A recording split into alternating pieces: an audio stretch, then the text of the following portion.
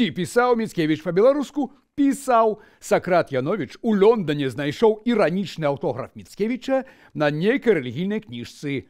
«Но Божым сузе усім у сраку будзе» лацінкай. А вось твораў па-беларуску не пісаў, бо чытача і запытаў яшчэ не было. Хоць самі сюжэты паэмаў «Пан Тадэвуш», «Дзяды», «Свіцязь», «Гражына» – гэта беларускі матэрыял з Наваградчыны. Ды мова Міцкевіча для палякаў з Познані ці з Кракава была дзіўнай.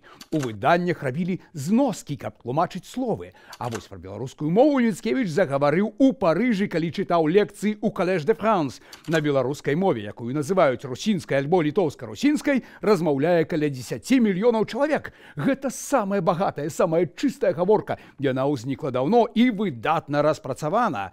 А вось у расейскай мовы, паводле Міцкевіча, няма ані цудоўнай прастаты беларускай, ані гармоніі і музычнасці украінскай.